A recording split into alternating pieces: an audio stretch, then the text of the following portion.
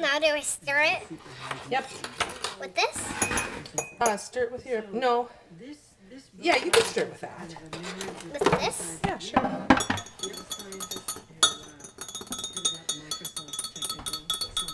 And then we're going to put it in with the cake batter. Then we're going to beat it. But I got to get the mixer out to do that, the beaters.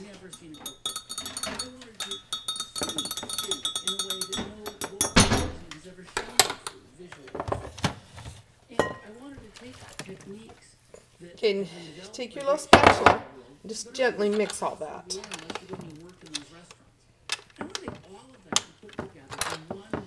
How's it look?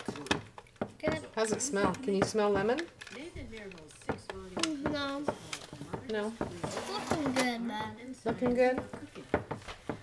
Hey, we forgot the egg. Oh, we forgot the egg. Well, let me see what it says.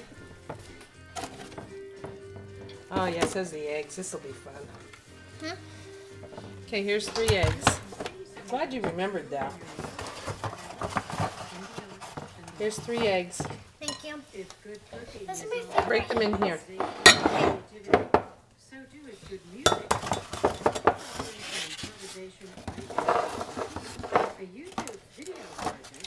Good job. I didn't know you knew how to do eggs so good.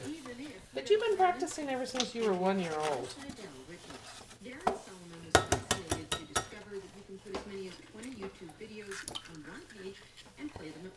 Usually if you did play more than one at the same time, it would sound pretty horrible. But not always.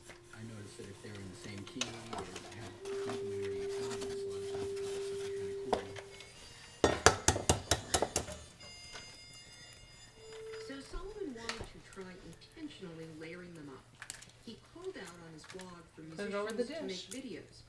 They had to follow rules such as staying in the key of B flat and being under 2 minutes. He calls the result in B flat. It's 20 different videos on one page, each one an instrument. You can start This is disgusting.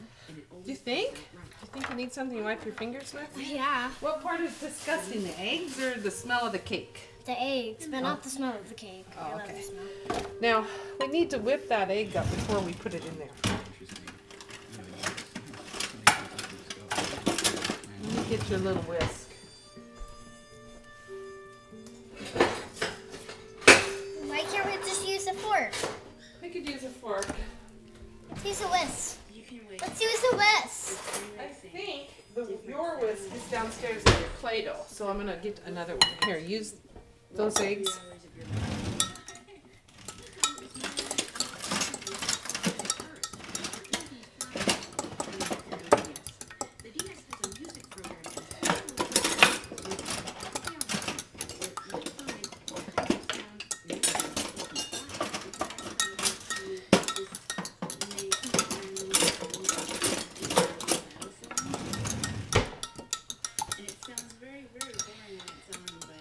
Together with all the rest of the instruments, it was another layer of